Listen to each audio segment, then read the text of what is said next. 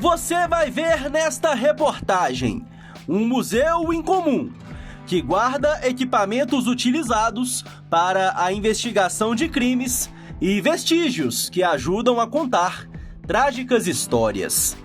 A gente usa as luzes forenses para destacar alguns tipos de vestígio. Por exemplo, um determinado comprimento de onda vai destacar se eu, por exemplo, tenho urina, tenho sêmen, tenho saliva numa cena de crime. A gente tem um detector de mentiras. Se foi numa casa, você vai posicionar lá os cadáveres, os vestígios que você encontrou, tudo naquela casa.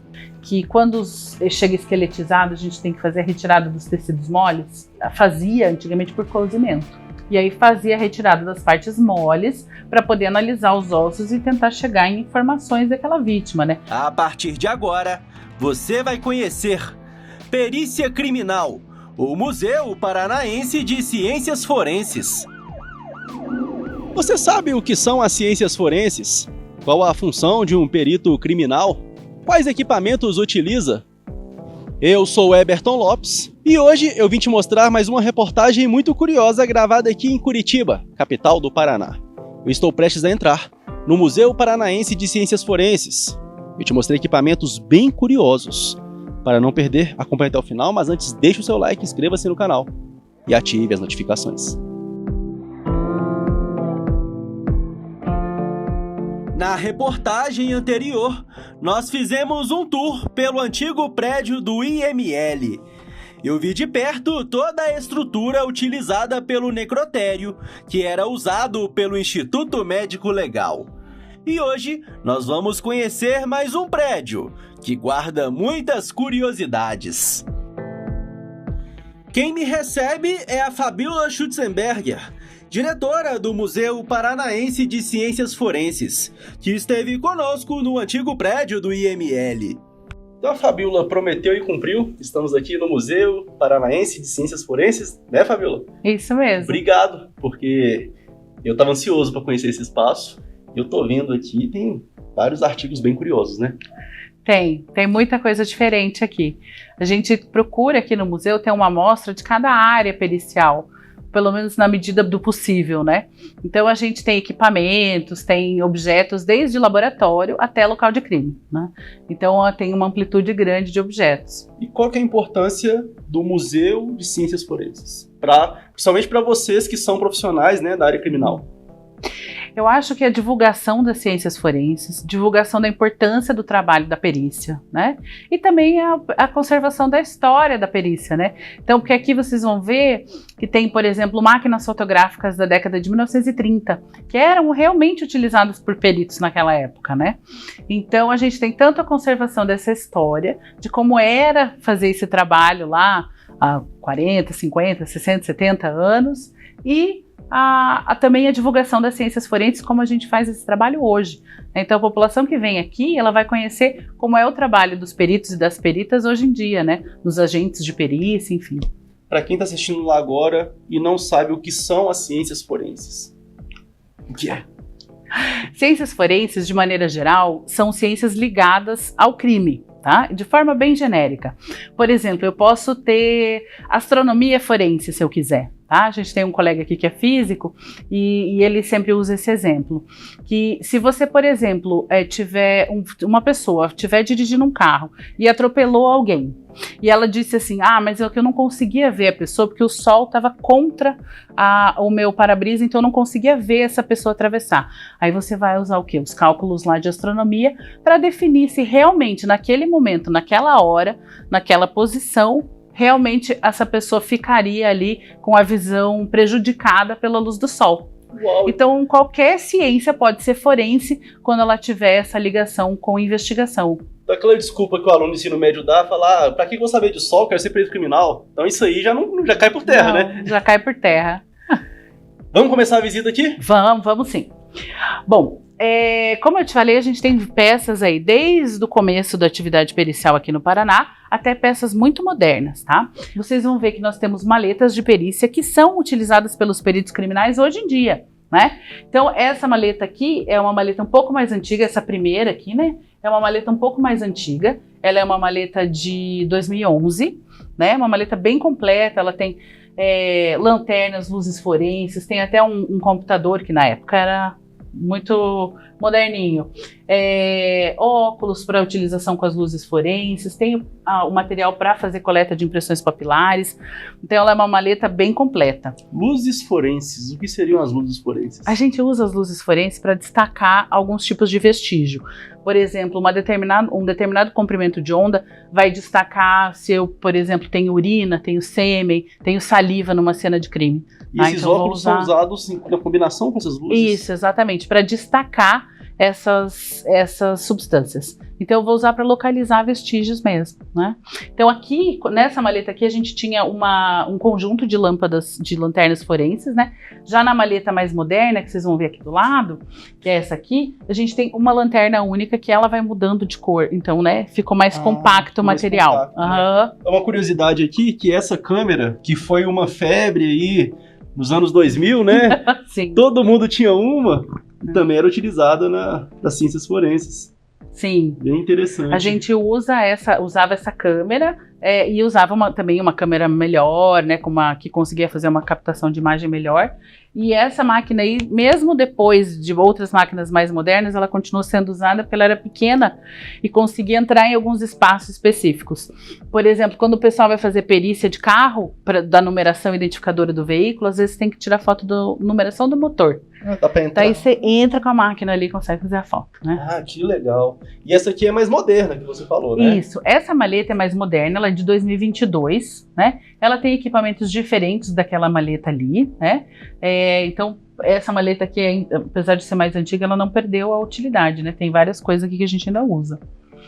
E ela deve ser usada em conjunto com essa aqui, que é daí uma maleta específica para impressões papilares, impressões digitais, né? Para localização para coleta dessas impressões em local de crime. Essa plaquinha aqui é aquela que a gente vê nos filmes, né? Que vai numerar aí os vestígios na cena do crime. Sim, é aquela plaquinha mesmo. E ela realmente é utilizada em local de crime. Então, por exemplo, se você vai num local de crime e tem 10 estojos ou 10 projéteis no chão, você tem que identificar cada um deles e coletar individualmente cada um deles. Então, para você saber depois que o projétil, o estojo, o material que estava na plaquinha 1, você vai identificar, esse aqui era o que estava lá na plaquinha 1. Daí você coleta bem certinho, separadinho, para você poder identificar depois. Uma curiosidade que me veio aqui agora. Como que uma pessoa se torna perito criminal? Qual que é a formação que ela tem? Como que ela se prepara? Sempre por concurso público.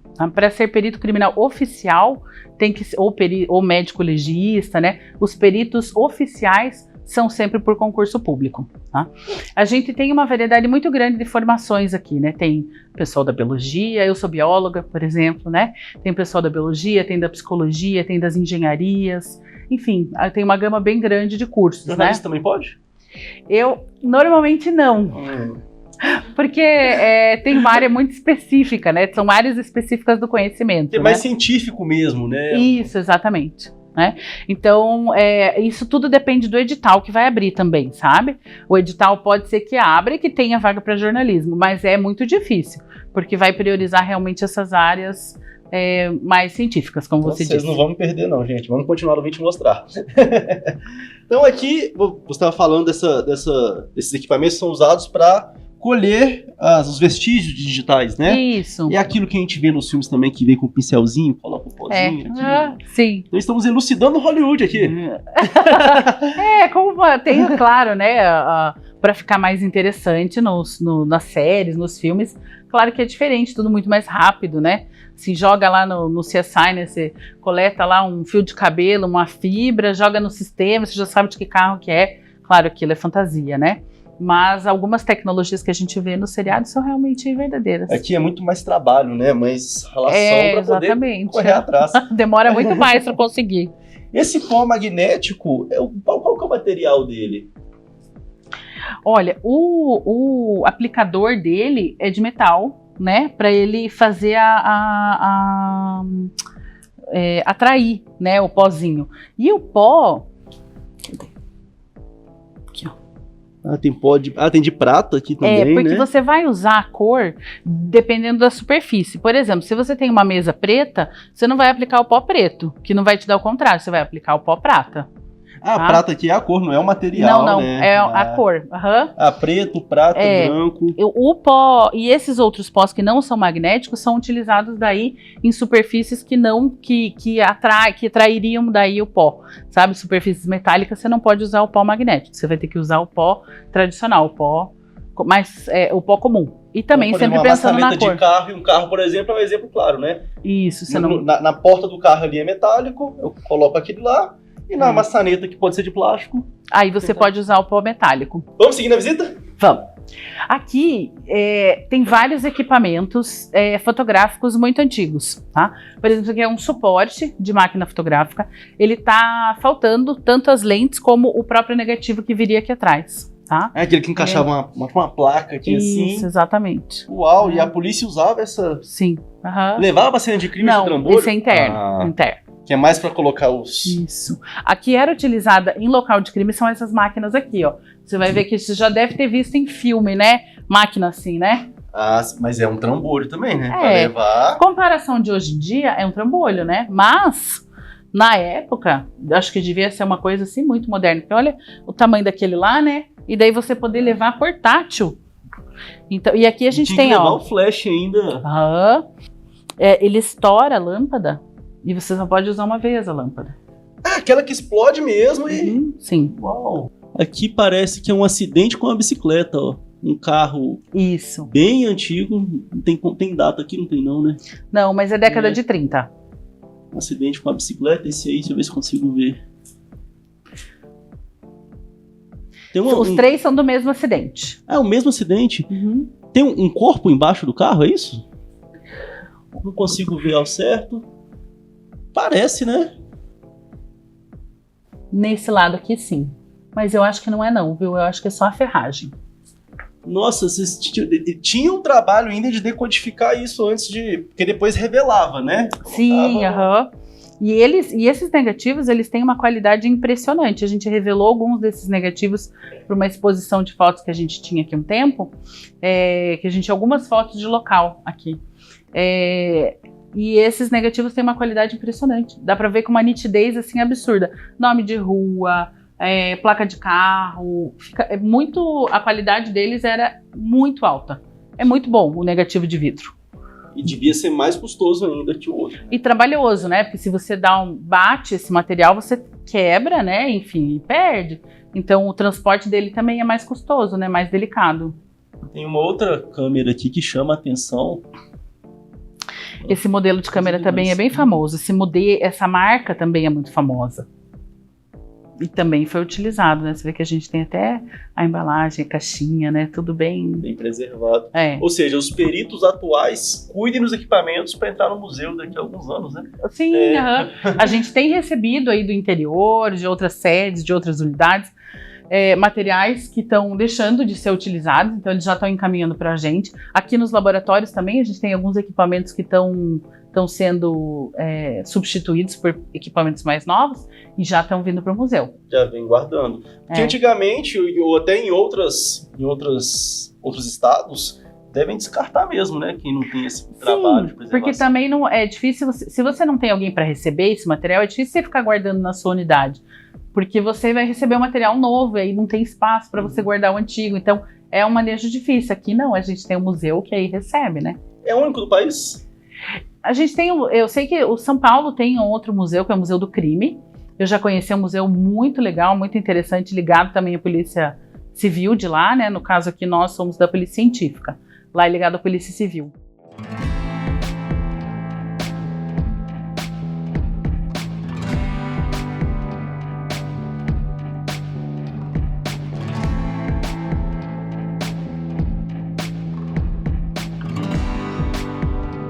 A gente tinha um laboratório fotográfico funcionando dentro da polícia, né? Esse equipamento aqui, por exemplo, é para fotografia de vestígios, né? Você posiciona um vestígio lá e faz a fotografia aqui com escala, bem posicionado, né? Para conseguir um registro bom daquela imagem, né? Isso aqui é uma copiadora de fotos, né? Utilizando aqueles negativos ali. Nossa! Né? Um timer de revelação também, tudo isso do laboratório fotográfico, né? Também equipamentos de fotografia. Isso aqui também é fotografia? Sim, é para a parte de revelação, de ampliação, na verdade, da fotografia, né? E aquilo ali fazia o corte da fotografia, depois a moldura, né? E para você posicionar. Né? Isso. Interessante. Também equipamento de fotografia. Aqui a gente tem uma estufa do laboratório, uma estufa de secagem. Porque, por exemplo, às vezes a gente recebe uma roupa, né? Porque a gente não faz só o exame do cadáver, a gente faz o exame das vestes também, né? Então você recebe uma roupa, você faz o exame dessa roupa e você tem que armazenar essa roupa. Aí você precisa passar pelo processo de secar esse material, né? Isso é um dos exemplos, né? Então essa estufa era utilizada para esse tipo de coisa, Nossa, né? E de madeira. Pode abrir, era pode eletrônica? abrir. Licença. Sim. Olha lá. Muito bonitinha ela por dentro, né? Aqui. O Marco chegar mais perto aqui, ó. Que aí tem um compartimento de metal internamente aqui. Seria tipo uma secadora de roupas normal que nós temos em casa, assim? O uso seria... Acho que na prática o funcionamento do equipamento é mais ou menos isso. Interessante. Então, de 60. Bem antiguinha. E aqui eu vejo que tem Esse material, você lembra quando eu te falei no outro museu, na nossa outra sede, que quando chega esqueletizado a gente tem que fazer a retirada dos tecidos moles? E a gente fazia antigamente por cozimento. Tá? Era um processo que fazia mesmo. Uma sopa mesmo. E aí fazia a retirada das partes moles para poder analisar os ossos e tentar chegar em informações daquela vítima, né? Como estatura, idade, sexo, né? Enfim, e aí até a causa da morte, enfim, né? Então, ligava o fogareiro aqui, que é um fogareiro normal, no interior tem bastante para fazer doce, essas coisas, né? Uhum. Coloca, e essas colheres são colheres de cozinha mesmo, um tacho de cozinha. Uau! Acho que talvez para a maioria das pessoas pareça uma coisa muito... enfim, incômoda, né, assim, mas era feito assim para daí poder fazer a perícia dos ossos, né? Como que é o processo hoje? Hoje os ossos ficam de molho, né, em água quente e vai soltando sozinho e depois no final faz a raspagem mesmo, faz a retirada. Trabalho. Sim. Então tirou pelo menos o artigo de cozinha, né? Isso. E aqui dá para ver que o tacho tem um sorrisinho aqui.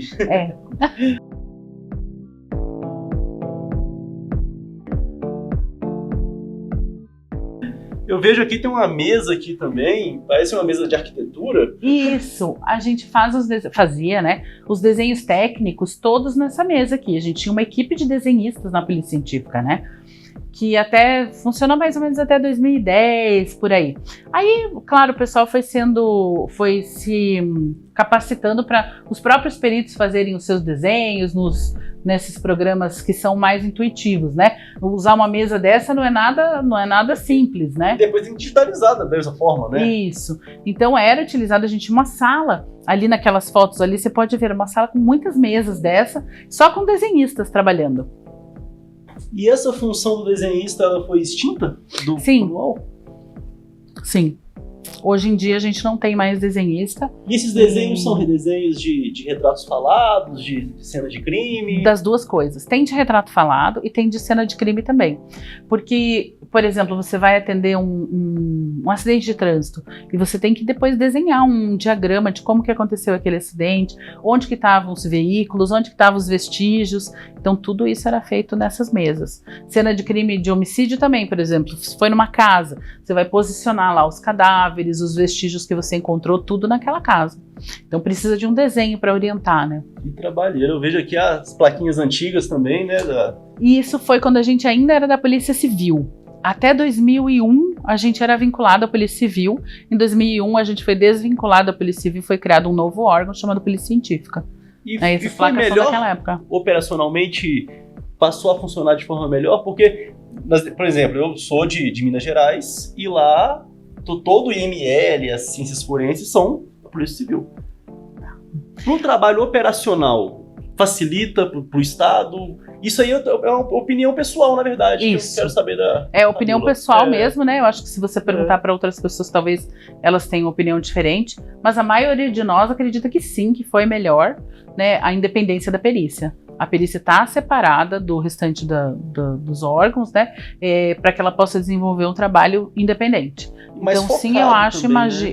E outras questões práticas, como orçamento e tudo, a gente tem um orçamento próprio, né? Tem todas as questões aí associadas com o trabalho também administrativo, né? Então, eu acredito que sim, foi melhor. E é uma tendência, né? Eu acho que são poucos os estados aí que ainda mantêm a vinculação com a Polícia Civil. Na maioria dos estados já desvinculou. É porque é uma realidade, pelo menos em Minas Gerais, que os sindicatos da Polícia Civil pleiteando concursos e tudo, e quando o investigador ou os outros servidores ficam a cargo de tudo, acumula função e é mais impactada a população, né? Porque não tem aquele serviço ali com a agilidade que é necessária. Até porque é um tipo de trabalho muito delicado, né? Você está lidando com pessoas. E pessoas num momento delicado, né?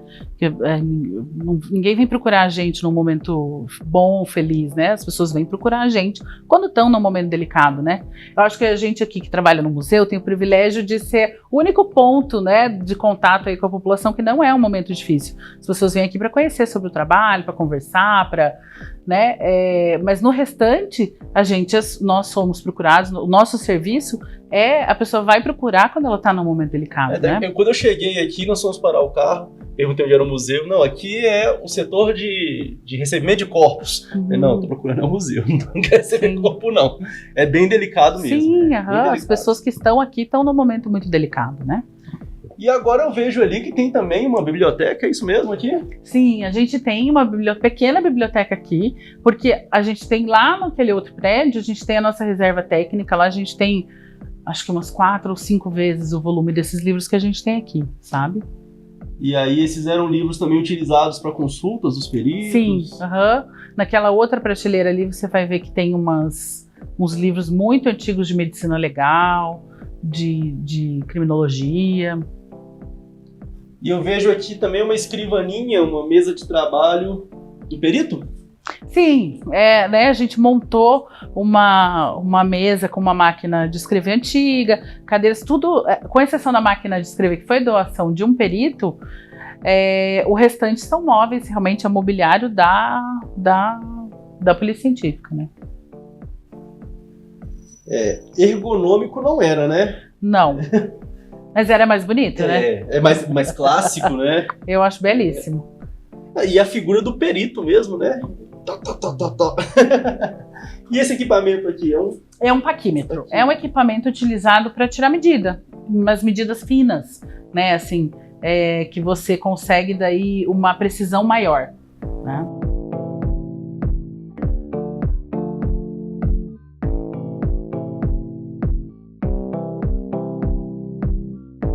Tô vendo aqui parece uma farmácia antiga.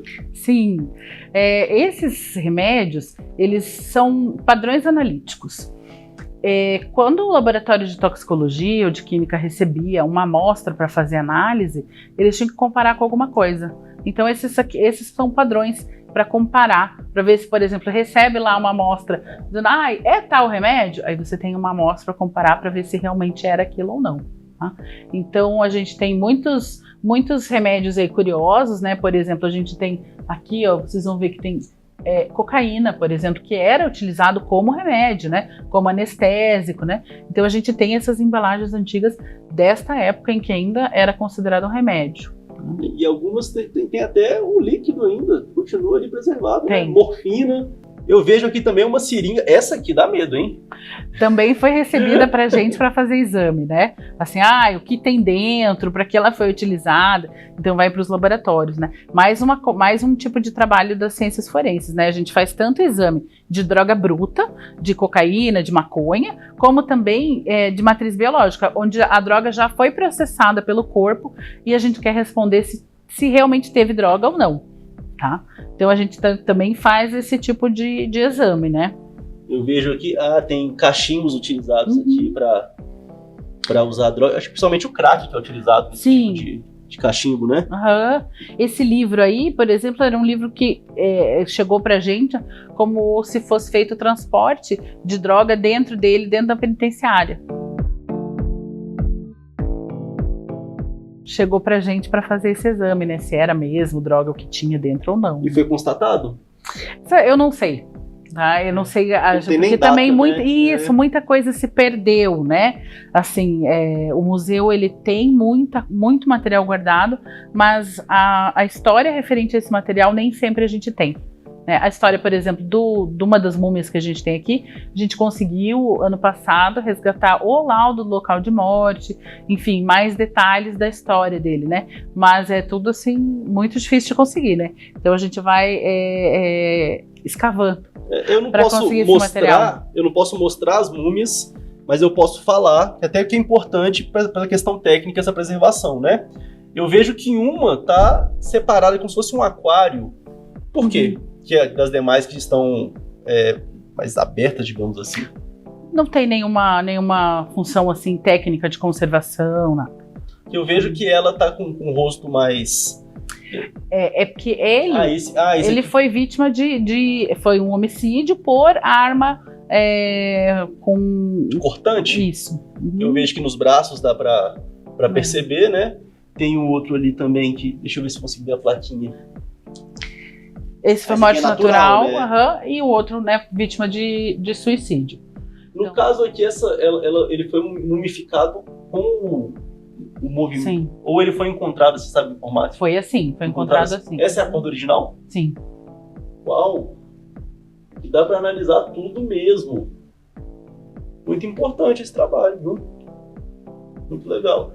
Aqui tem um painelzinho. Aí são as cenas do local original mesmo, né? Do local de morte dele. Desse aqui mesmo que foi...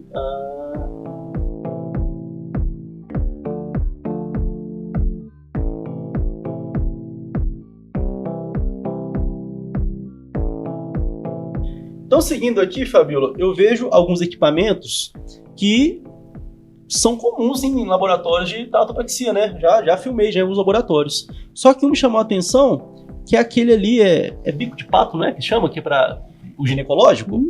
Por que é utilizado aqui? Olha, esse equipamento ele é utilizado em perícias de violência sexual. Né? Então a gente atende violência sexual, lesões corporais, a gente faz esse tipo de exame aqui também nesse prédio que nós estamos, né? O museu hoje está no prédio novo, então é nesse prédio aqui que existem as clínicas aqui, onde os peritos médicos legistas fazem esse tipo de atendimento. E esse equipamento é utilizado até hoje, né? Dessa forma aqui. São um pouco mais modernos, mas sim, né? A função é a mesma, né? Eu vejo aqui um temporizador. Sim, esses temporizadores eram utilizados nos laboratórios, tanto ali do laboratório fotográfico de revelação, como de tempo de reação química também. Seguindo aqui a visita, eu vejo que equipamento é esse aqui? É um rádio, né? Um rádio comunicador. Esse equipamento é da inauguração daquele prédio que a gente visitou, do Museu Antigo. Ele era muito moderno na época. Uau! Motorola aqui, ó. E era utilizado para receber os chamados, né? E comunicar também com as viaturas. Aqui nós temos alguns fetos também, temos... também no mesmo sentido. É um peixe? Sim. A história relacionada a esse peixe é que a pessoa foi vítima de engasgamento com ele. Ela engasgou. Então, aí, né, fica esse objeto aqui. Fetos, peixe, isso aqui é um DIU, né? Sim. Tem um DIU, cérebro, coração. E o estudante chega e consegue ver exatamente a anatomia aqui. Tá certinho, né? O que você vê no livro, você tá vendo ali o próprio órgão. Eu vejo mais equipamentos aqui, que esse aqui eu posso mostrar. Sim, são equipamentos também de rádio que faziam ali conjunto com aqueles outros, né? Que é esse grandão aqui que a gente te mostrou. Olha o tamanho desse rádio. Enorme, né? Nossa! Esse aqui era o portátil, não, né? Esse aqui ficava na base. Aqui mais um rádio, isso aqui. Tudo aqui é estação de rádio, né? Tudo fazia conjunto ali com aquele... megafone. Isso aqui também em filme é icônico, né? Sim. E esses equipamentos ali de baixo, eles são para... que era feito na época de gravação. Então o perito ia ouvindo uma gravação e ia transformando aquilo em texto. Hoje a gente não faz mais esse tipo de trabalho. porque tem equipamento para fazer isso, né? O que o pessoal das perícias audiovisuais faz é, por exemplo, identificação de locutor. Chega uma gravação e a delegacia ou o juiz, enfim, quer saber se aquela gravação foi feita por uma determinada pessoa. Quem falou aquilo foi fulano. Então vem para cá para fazer a identificação de locutor.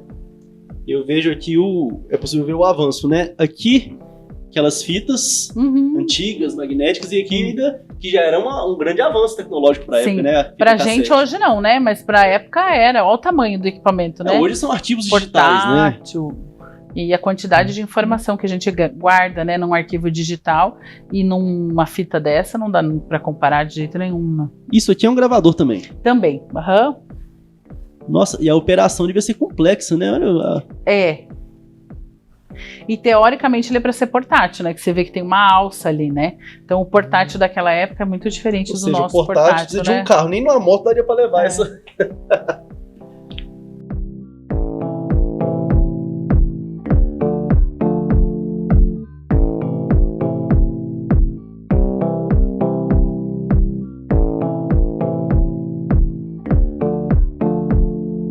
E seguindo aqui, são os retratos falados. Sim, essa caixa é de retrato falado. Essa caixa, então, era utilizada pelos peritos na época, como se fosse, assim, vai montando mesmo. São muitas lâminas transparentes. Se você quiser mexer, ele pode mexer, tirar uma lâmina, né?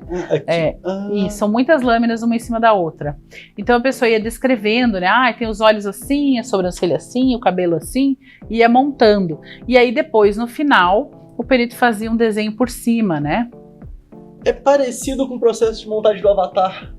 Agora nas redes sociais você vai... Acho sim, o olho desse jeito, sim, Foi o precursor, então, da montagem do avatar. E hoje em dia é tudo por computador, né? O pessoal, quem faz hoje em dia não é mais a polícia científica, é a polícia civil, e tudo por computador, né? Que interessante. E aqui é o estojo com as várias sobrancelhas, chapéus e bonés, cabelos com costeletas, grades sinais, pescoço, bigode, óculos, orelhas. Que interessante. Seguindo aqui pela prateleira, a gente tem um detector de mentiras. Uau! Né, um polígrafo. Esse equipamento, a gente não sabe por que ele veio parar na polícia científica. Tá? Ele é um equipamento muito antigo, ele é de 1930, 1940, né, nesse intervalo de tempo. E a gente, teoricamente, não trabalha com esse tipo de atividade porque a gente não faz investigação. Quem faz a investigação é a polícia civil, a gente trabalha com a prova material. Mas o fato é que está aqui no museu e a gente tem... Ele é um equipamento muito diferente, muito especial, né? Então... Uau! Da Califórnia, Estados Unidos. Que interessante. E realmente esse equipamento conseguia detectar mentiras? Olha, até certo nível sim, porque ele vai medir pressão arterial, frequência respiratória e batimento cardíaco. Então, teoricamente, quando a pessoa está mentindo, esses parâmetros vão se alterar. Então, em princípio, sim, né? Claro que não é uma prova material, né? É uma coisa complicada isso que você vai... Certeza absoluta, não sei se dá para ter, mas é um indício, por exemplo, né? De que aquela pessoa ficaria nervosa. Mas também não sei até que ponto, né? Quem não ficaria nervoso num... Uma sala de interrogatório, por exemplo, né? Então... se tivesse um portátil seria perigoso, né? Aí uma pessoa comprar um desse na internet, agora eu vou testar minha esposa, vou testar meu marido. Não daria certo. Acho que melhor não.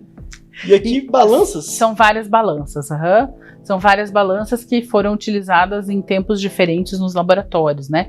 A mais moderna é aquela ali, né? Então, também não é uma balança de precisão, diferente das outras, né? Aquela balança ali é uma balança mais comum. Essa aqui parece aquelas balanças de garimpo, né? Sim. Parece bastante. Nas gavetinhas ali embaixo, a gente tinha os pezinhos, né? Assim como tem nessa aqui, os ali embaixo a gente tinha nas gavetinhas. Esse material não tá mais com essa balança, a gente em algum momento isso se perdeu, né? Antes de chegar no museu. Mas seria assim, né? Você vai colocando os pezinhos de um lado para ver o que tem do outro. A quantidade de material que tem do outro. Agora, eu mostrei uma máquina de escrever lá no comecinho. Esse aqui já é o suprassumo da tecnologia, né? Eu vejo uma galeria de fotos aqui também. Essas fotos são de ex-diretores do Instituto Médico Legal. Porque originalmente o museu estava ligado ao Instituto Médico Legal. Né? Aí depois, com a criação da Polícia Científica em 2001, esse museu passou a ser, um tempo depois, passou a ser da Polícia Científica e não só do IML, né? Porque dentro da Polícia Científica estava o IML e o Instituto de Criminalística, né? Que, então, aí foi unificado pela Polícia Científica e hoje o IML não existe mais, a estrutura IML não tem mais.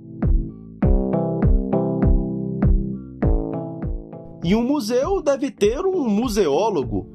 E o Leonardo saiu do Rio de Janeiro e foi para Curitiba para assumir a função no Museu Paranaense de Ciências Forenses. Porque a gente está lidando com patrimônio, né? Então, assim, as ciências forenses, né, como já foi mencionado anteriormente, né, elas são umas ciências interdisciplinares. E a museologia tem total aplicação, né, de você encaixar dentro da polícia científica, não só pelo museu, mas pela divulgação científica, pela preservação do patrimônio e pelo amplo conhecimento que a sociedade pode ter, né, desse conhecimento que é produzido aqui, que é conhecer um pouco mais da perícia criminal, né, sobre as ciências forenses e desse patrimônio, né, que é muito importante. E assim, eu sou muito privilegiado realmente de ter esse acesso aqui.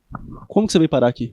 Eu vim parar aqui no ano passado, né, através da residência, e cheguei, né, não conhecia quase nada sobre, né, esse universo, né, pericial, né, então eu já estava formado e eu vim para cá e, tipo, me apaixonei, assim, pela área, né, então, assim, tá nesse museu, para mim, é muito interessante, porque eu vejo pessoas, né, que, tipo, assim como eu não conheciam, né, e querem conhecer mais, eu tenho esse privilégio de poder explicar, né, e de poder produzir material, de poder, né, participar sobre eventos, palestras, né, e documentos importantes para o museu, né?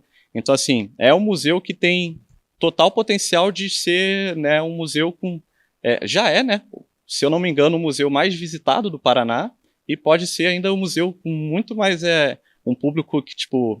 com muito mais acesso de um público que não conhecia e agora pode estar aqui, né, tendo essa oportunidade. Quando você estava na faculdade, estudando museologia, você pensou que poderia estar no Museu de Ciências Forenses? Não, eu não imaginava, né, então, assim, eu quando conheci o museu já estava formado, né, e achei, né, à primeira vista, né, claro, né, que a gente fica meio, nossa, um museu diferente, né, você vê um pouco sobre peças anatômicas, né, sobre esse universo, assim, né, criminalístico, então, assim, não imaginava, até por ser o primeiro museu, né, do país que trata sobre ciências forenses, então, assim, eu sou o primeiro museólogo, né, que está, né, lidando com esse tipo de acervo, né, e com esse tipo de material que é muito diverso, né. Então, como vocês viram, né, a gente tem material, né, tecnológico, coisas de laboratório, né, peças anatômicas, né, material de tipologia em papel, em madeira. Então, assim, é muito diverso e, né, é um acervo muito grande. Então, assim, é um desafio também, né. Até pela museologia forense não ser uma área ainda tão estabelecida, né, quanto outras áreas, né, da museologia ou das ciências forenses em si.